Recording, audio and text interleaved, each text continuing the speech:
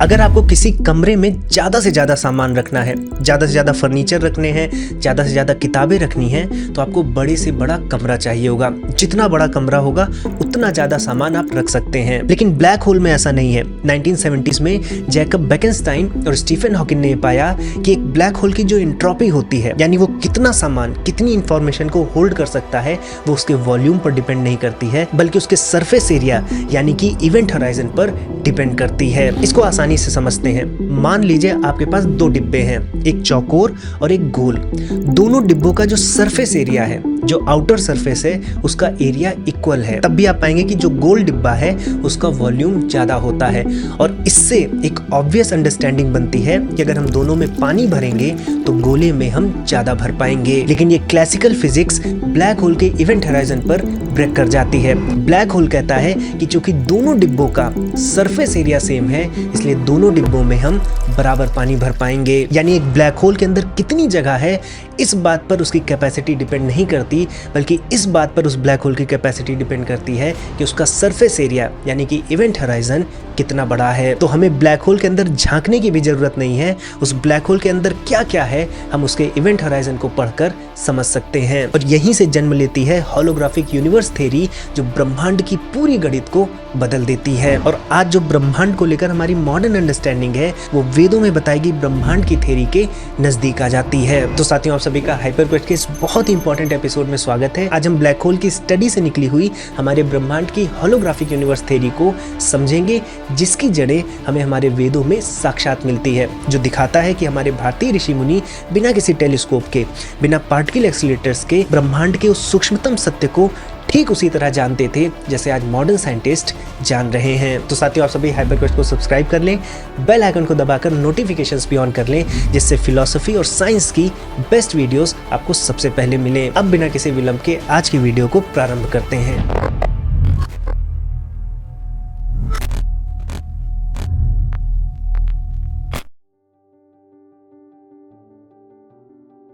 साथियों, सबसे पहले एक बड़ी अनाउंसमेंट। इस गीता जयंती पर हम आप सभी के लिए एक 3 महीने का गीता लाइव प्रोग्राम ला रहे हैं। 3 महीने में भगवत गीता के जो 18 अध्याय हैं, उनमें जो सबसे महत्वपूर्ण शिक्षाएं हैं, वो हम आप तक पहुंचाएंगे। और ये आवश्यक क्यों है? हम कितनी भी मोटिवेशनल वीडियोस देख के बैठे हों, लेकिन हम अपने जीवन में हताश होते ही होते हैं। हमारे मन में ये प्रश्न आता ही आता है कि हम जो कुछ भी कर रहे हैं, क्यों कर रहे हैं, कब तक करेंगे, कब तक इसमें फंसे रहेंगे, क्या जीवन में यही करते करते हम मर जाएंगे? और फिर जो हम छोटे मोटे सपने भी बनाते हैं, वो भी टूटते रहते हैं, उन पर भी हम प्रयास करते रहते हैं और हताश होकर चीज़ें छोड़ देते हैं। फिर कभी कभी तो हमें दोबारा उठने का मन भी नहीं करता है। और फिर ये भी बड़ा प्रश्न उठता है कि क्या दोबारा उठना भी चाहिए? तो ऐसे बहुत ढेर सारे प्रश्न हैं जो जीवन को लेकर, क्लैरिटी को लेकर, पर्पस को लेकर हमारे भीतर उठते हैं। और जब हमारे पास इनके उत्तर नहीं होते, मार्गदर्शन नहीं होता, तो इसी पिंजड़े में हम बंधे रहते हैं। लेकिन आचार्य दुर्गा शरण रथ जी इस पिंजड़े से आपको बाहर निकालेंगे। वेद विशारद, वेद पंडित और वेद रत्नाकर जैसे नेशनल अवार्ड से सम्मानित दुर्गा शरण रथ जी खुद भी अपना जीवन गीता के ही अनुसार जीते हैं। तो मैं आप सभी से भी आग्रह करूंगा कि इस गीता जयंती के अवसर पर इस यात्रा से अवश्य जुड़िए। क्लासेस सैटरडे और संडे वीकेंड्स पर होंगी, सायंकाल में होंगी, और आपको इस प्रोग्राम का मैक्सिमम लाभ हो, इसके लिए आचार्य जी के साथ बैठकर एक चतुर्मुखी फ्रेमवर्क को बिल्ड किया गया है। और इसमें प्लस पॉइंट ये है कि आचार्य जी शुद्ध संस्कृत में श्लोकों का उच्चारण करने वाले हैं, तो आपको शुद्ध संस्कृत में गीता के श्लोकों का उच्चारण भी सुनने को मिलेगा। प्रोग्राम के लिंक नीचे डिस्क्रिप्शन और कमेंट सेक्शन में है। 108 सीट्स ही अवेलेबल हैं। अगर आप आज ज्वाइन करेंगे तो आपको 50% का डिस्काउंट भी मिलेगा। आप सभी का स्वागत है। साथियों, इससे पहले कि हम ये समझें कि ब्लैक होल में हमने ऐसा क्या देखा जिससे होलोग्राफिक यूनिवर्स थ्योरी आई, और ये हम क्यों कह रहे हैं कि वेदों में जो थ्योरी बताई गई है यूनिवर्स की, वो उसके काफी समीप है, ये सब कुछ समझने से पहले हमें ये समझना चाहिए कि होलोग्राम क्या होता है। अगर आप किसी होलोग्राम को देखें तो पहली दृष्टि में आपको लगेगा कि ये तो कोई असली की 3D चीज है।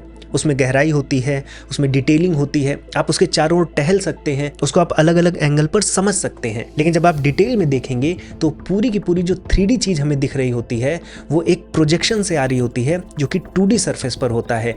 यानी वो 3D चीज़ की जो इन्फॉर्मेशन है, एक 2D सरफेस पर इनकोडेड रहती है। और इसमें सबसे इंटरेस्टिंग बात यह है कि अगर वो 2D प्लेट टूट भी जाए और उसका एक टुकड़ा, छोटा टुकड़ा भी आपके पास हो, तब भी वो छोटा सा टुकड़ा उस 3D इमेज को प्रोजेक्ट कर सकता है, भले क्वालिटी थोड़ी खराब होगी। इसका मतलब ये है कि उस 3D चीज की पूरी इंफॉर्मेशन उस 2D सरफेस के हर एक पॉइंट पर इनकोडेड है। ये ठीक वैसे ही है कि हमारे बॉडी की हर एक सेल में DNA उपलब्ध है जो हमारी बॉडी के ब्लूप्रिंट को स्टोर रखता है। और अब आप इमेजिन कीजिए कि अगर यही प्रिंसिपल हमारी यूनिवर्स में लग रहा हो, यानी हम जो कुछ भी देख रहे हैं, ये डेस्क, ये माइक, मैं, आप, ये सब कुछ किसी कॉस्मिक बाउंड्री पर अगर इनकोडेड हो और वहां से हम प्रोजेक्ट हो रहे हों, तो ये पूरा ब्रह्मांड एक 3D होलोग्राम है जो किसी 2D कॉस्मिक बाउंड्री से जन्म ले रहा है। इसी को होलोग्राफिक यूनिवर्स थ्योरी कहते हैं। अब आइए देखते हैं कि हमने ब्लैक होल में ऐसा क्या देखा जिससे हम इस नतीजे पर पहुंचते हैं।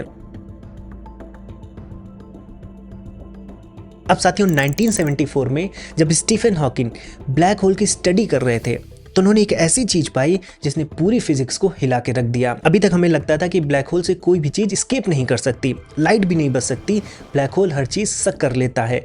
लेकिन स्टीफन हॉकिंग ने बताया कि ब्लैक होल से रेडिएशन बाहर आते हैं, जिसे उन्होंने हॉकिंग रेडिएशन कहा। और यही एक पजल थी कि जब ब्लैक होल से कुछ भी बच नहीं सकता तो रेडिएशंस कैसे बाहर आ रहे हैं। और इसके लिए हमें अपनी साइंटिफिक अंडरस्टैंडिंग को अपडेट करना होगा। क्लासिकल फिजिक्स में वैक्यूम को हम खाली समझते हैं कि वैक्यूम वो है जहां पर मैटर नहीं है, लेकिन क्वांटम फिजिक्स के बाद हमें पता चला कि वैक्यूम खाली नहीं होता।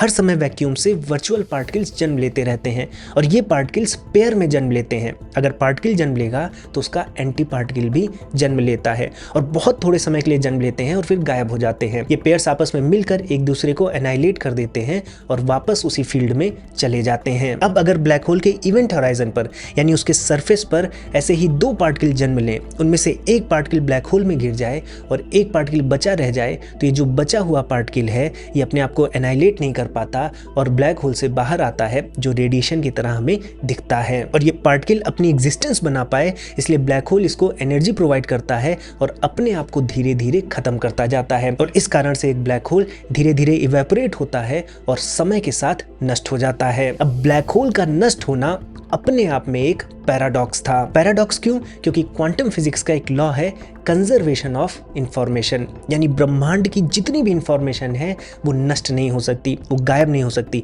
वो रूप बदल सकती है, छिप सकती है, उलझ सकती है, लेकिन वो नष्ट नहीं हो सकती।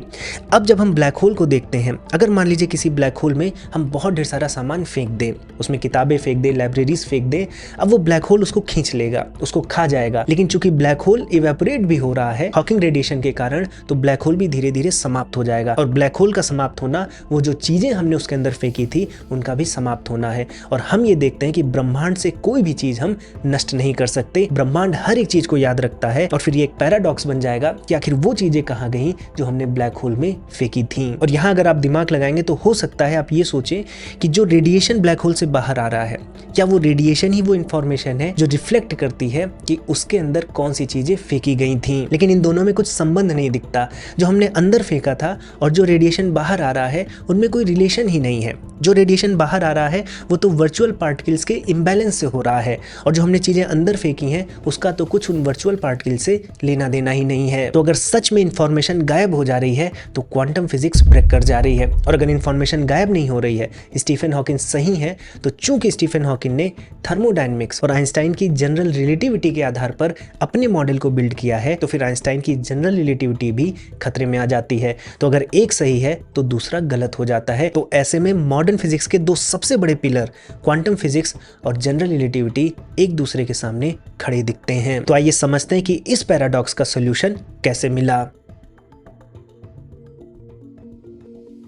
अब साथियों, ब्लैक होल में फेंकी गई चीजों में और जो रेडिएशन बाहर आ रहा है उसमें जो रिलेशन नहीं दिख रहा था वो रिलेशन बाद में दिखने लगता है जब जैकब बेकेनस्टाइन ये प्रूव करते हैं कि ब्लैक होल का चाहे मास हो, चाहे टेम्परेचर हो, चाहे एंट्रोपी हो, कि कितनी इंफॉर्मेशन उसके अंदर है, ये सब कुछ उसके वॉल्यूम पर नहीं बल्कि उसके इवेंट होराइजन यानी कि सरफेस एरिया पर डिपेंड करता है। यहाँ से साइंटिस्ट को ये डायरेक्शन मिली कि जितनी भी चीज़ें ब्लैक होल के अंदर हैं उसकी स्टडी हम इवेंट होराइजन से कर सकते हैं। और ये जो हॉकिंग रेडिएशन है ये कहीं ना कहीं उस इंफॉर्मेशन से रिलेटेड है। अब ये पैराडॉक्स तो सॉल्व होता दिखता है, लेकिन इससे एक और इंटरेस्टिंग चीज हमें पता चलती है कि जो 3D इंफॉर्मेशन ब्लैक होल के अंदर है वो उसके 2D सरफेस पर इनकोडेड है, और यही आधार बनता है यूनिवर्स के होलोग्राफिक थ्योरी का। अब साथियों 1993 में जेरार्ड टी हूफ्ट, जो कि एक डच थियोरेटिकल फिजिसिस्ट थे, उनको नोबेल पुरस्कार भी मिला था। उन्होंने इस फिनोमेना को कि एक 2D सरफेस पर 3D इंफॉर्मेशन इनकोडेड हो सकती है जो ब्लैक होल से मिली थी,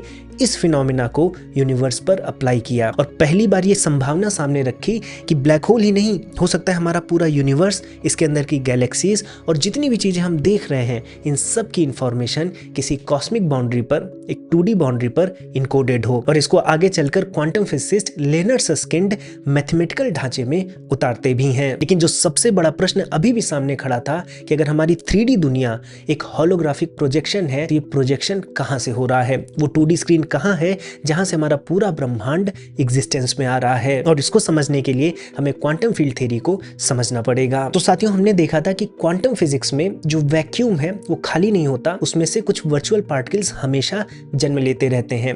लेकिन अगर आप क्वांटम फील्ड थ्योरी को और डिटेल में पढ़ेंगे तो ये जो वर्चुअल पार्टिकल्स हैं ये पार्टिकल्स नहीं होते, ये क्वांटम फील्ड में वाइब्रेशंस होते हैं। यानी एक वर्चुअल पार्टिकल जब एक स्थान से दूसरे स्थान पर ट्रेवल कर रहा होता है तो कोई पार्टिकल नहीं जा रहा होता है, बल्कि एक वेव ट्रेवल कर रही होती है। जैसे जब आप रस्सी को झटका देते हैं तो रस्सी कहीं नहीं जाती, बल्कि उस रस्सी में एक वेव ट्रेवल करती है। ऐसे क्वांटम फील्ड एक जगह रहती है, उसमें वाइब्रेशंस जो होते हैं वो ट्रेवल करते हैं। आप इसको सागर और लहरों से समझ सकते हैं। सागर एक सा है, लेकिन सागर में जब क्षोभ उत्पन्न होता है, वाइब्रेशंस होती हैं, तो उसके जो सतह पर मोशन होती है वो मोशन हमें लहरों की तरह लगती है। लहरें अपने आप में कोई चीज नहीं होती। तो सागर क्वांटम फील्ड है और लहरें पार्टिकल है। यानी जब आप एक फोटोन को देखते हैं तो फोटोन कोई पार्टिकल नहीं है, फोटोन इलेक्ट्रोमैग्नेटिक फील्ड में एक वाइब्रेशन है। और यही जो क्वांटम फील्ड है ये होलोग्राफिक प्रिंसिपल में वो सबस्ट्रेट है, वो आधार है, वो 2D सरफेस है जहां से रियलिटी, जहां से हमारा 3D वर्ल्ड प्रोजेक्ट हो रहा है। और ये जो आधार है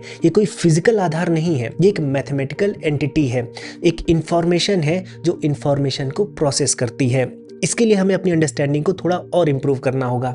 अभी तक हम साइंस में ये समझते हैं कि जब हम किसी चीज़ को देखते हैं या उसके बारे में स्टडी करते हैं तो हम उसके डेटा को मेज़र करते हैं और डेटा को समझ रहे होते हैं, उसकी इंफॉर्मेशन को कलेक्ट कर रहे होते हैं। जबकि ऐसा नहीं है।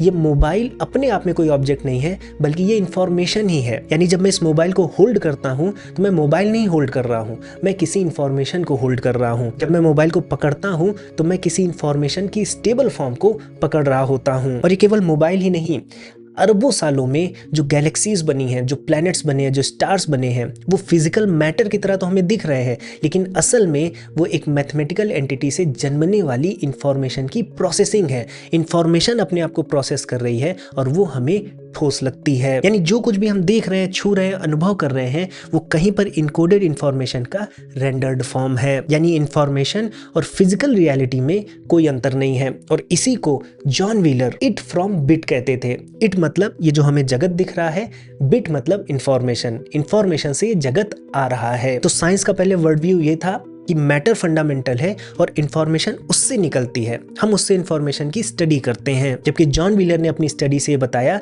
कि इंफॉर्मेशन फंडामेंटल है, वो इंफॉर्मेशन की जो प्रोसेसिंग होती है वो मैटर के रूप में अभिव्यक्त होती है। हो सकता है आपके लिए कठिन हो रहा हो, लेकिन एक एग्जाम्पल से आप इसको बहुत सुंदर से समझ सकते हैं। वीडियो गेम से हम जब वीडियो गेम खेलते हैं तो हमें स्क्रीन पर माउंटेन्स दिखते हैं, रिवर्स दिखती हैं, कैरेक्टर्स दिखते हैं, वेपन्स दिखते हैं, हमें सब कुछ ठोस लगता है, ऐसा लगता है कि मैटर से बना हुआ है। लेकिन जब आप सत्य की ओर जाएंगे तो वो जो पूरा का पूरा वीडियो गेम है वो इंफॉर्मेशन से बना हुआ है, वो बाइनरी कोड में रन हो रहा है। यानी एक कोड है, एक इंफॉर्मेशन है जो अपने आप को जब प्रोसेस करता है तो एक हमें वर्ड बनता हुआ दिखता है। कुछ ऐसा ही होलोग्राफिक प्रिंसिपल में भी होता है। लेकिन अभी भी प्रश्न बना हुआ है कि अगर मान लेते हैं कि ये मैटर भी इंफॉर्मेशन है और सब कुछ इंफॉर्मेशन की प्रोसेसिंग ही है, तो ये इंफॉर्मेशन है कहां पर?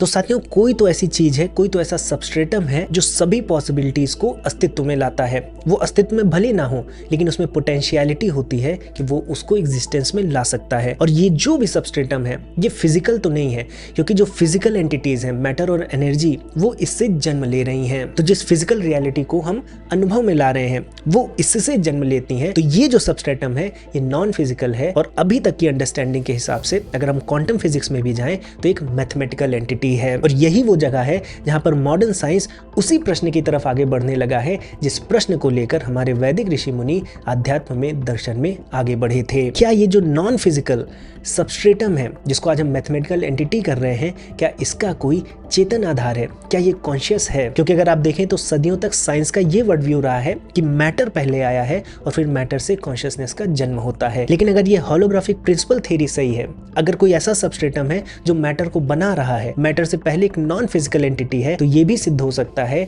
कि मैटर से पहले कॉन्शियसनेस है और ये कॉन्शियसनेस मैटर को बना रही है, जैसा कि वेदों में वर्णित है। और अगर हम वेदों के विरोध में भी चले जाएं, हम ये मान लें कि मैटर से कॉन्शियसनेस आ रही है, तो बहुत ढेर सारी चुनौतियां हमारे सामने आ जाएंगी। जैसे हम कभी भी विज्ञान की मदद से सब्जेक्टिव एक्सपीरियंस को नहीं डिकोड कर पाएंगे। जैसे कि मान लीजिए मैंने लाल सेब देखा, तो मैं इसको विज्ञान की मदद से समझ सकता हूं कि उस सेब पर कैसी लाइट गिरी होगी, किस वेवलेंथ की लाइट वहां से रिफ्लेक्ट होकर मेरी आंखों में गई होगी, मेरी आंखों में क्या क्या फंक्शनिंग हुई होगी और कैसे मुझे वो सेब लाल रंग का दिखा। लेकिन उस लाल सेब को देखने का जो एक्सपीरियंस है, मेरा पर्सनल एक्सपीरियंस, उसको मैं विज्ञान से समझकर किसी अंधे व्यक्ति को नहीं महसूस करा सकता हूं। और इसी को न्यूरल साइंस के professor David Chalmers neuro science की सबसे बड़ी समस्या मानते हैं और इसको हार्ड प्रॉब्लम ऑफ कॉन्शियसनेस कहते हैं। इसीलिए अगर हम ये मानेंगे कि मैटर से कॉन्शियसनेस बनती है, तो ये जो सब्जेक्टिव एक्सपीरियंस की प्रॉब्लम है, ये कभी सॉल्व नहीं होगी। इसीलिए चेतना जगत का कारण है, जैसा कि वेदों में वर्णित है,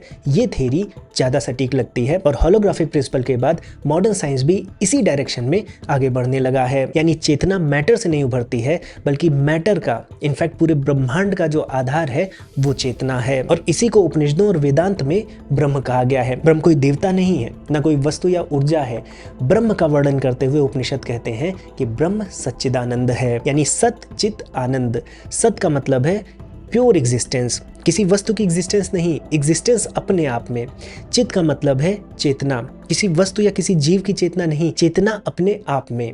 और आनंद पूर्णता, किसी वस्तु की पूर्णता नहीं, जगत की पूर्णता नहीं, ब्रह्म की अपने आप की पूर्णता। तो ब्रह्म को सच्चिदानंद कहा गया, यानी ब्रह्म एक कॉन्शियस सबस्ट्रेटम है, यानी कॉन्शियस एग्जिस्टेंस है। और उपनिषद आगे ब्रह्म को निर्गुण और निराकार भी कहते हैं, यानी उसमें कोई गुण और कोई आकार नहीं है, क्योंकि गुण और आकार तो फिजिकल मैटर का होता है। और अभी हमने मॉडर्न साइंस में देखा कि जो फिजिकल मैटर है वो एक मैथमेटिकल एंटिटी से जन्म लेता है, इसलिए उस मैथमेटिकल एंटिटी को हम साइंस में भी नॉन फिजिकल कहते हैं। लेकिन यहाँ पर हमें यह भी ध्यान रखना होगा कि वेदांत में, विशेषकर अद्वैत वेदांत में, ये मैटर एनर्जी यानी कि फिजिकल रियलिटी भी जो है, ये भी ब्रह्म ही है, ब्रह्म से अलग नहीं है। और अगर आप मॉडर्न साइंस में भी देखें तो हम फिजिकल रियलिटी को क्या कह रहे हैं, हम इंफॉर्मेशन की प्रोसेसिंग को फिजिकल रियलिटी कह रहे हैं, यानी फिजिकल रियलिटी भी इंफॉर्मेशन से ही बनी हुई है। तो जो इंफॉर्मेशन सबस्ट्रेटम में है, उसी की जो प्रोसेसिंग होती है, वो फिजिकल रियलिटी है। तो हम दोनों को दो अलग ऑब्जेक्ट नहीं देख सकते, जैसा कि अद्वैत वेदांत में भी कहा गया है कि ब्रह्म और सृष्टि एक ही है, बस ब्रह्म सृष्टि के रूप में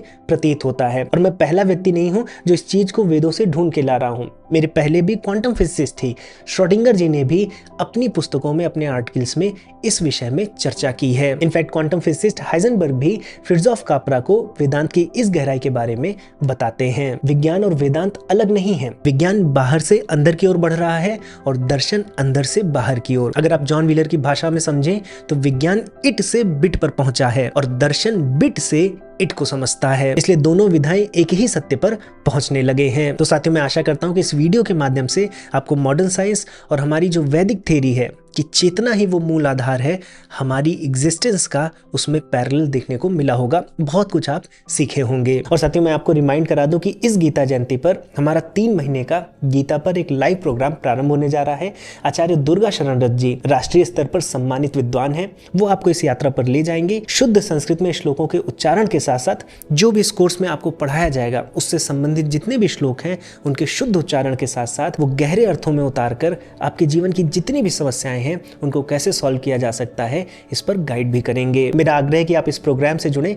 पहले बैच में केवल 108 ही सीट हैं, आज अगर आप ज्वाइन करेंगे तो आपको 50% का डिस्काउंट भी मिलेगा। लिंक और डिटेल्स नीचे कमेंट सेक्शन और डिस्क्रिप्शन बॉक्स में है, आपका स्वागत है। तो साथियों, अगर आपको वीडियो पसंद आई है तो अपने दोस्तों में, परिवारजनों में ज़्यादा से ज़्यादा शेयर करें। कमेंट में हमें बताएं कि और भी किन सब्जेक्ट्स पर आपको वीडियोस चाहिए, और चैनल को सब्सक्राइब करना बिल्कुल मत भूलिए। साथियों, इसी के साथ इस वीडियो को, इस टॉपिक को यहीं पर दूंगा विराम। अब मैं मिलूंगा एक नई वीडियो में नए टॉपिक के साथ। तब तक के लिए जय श्री राम।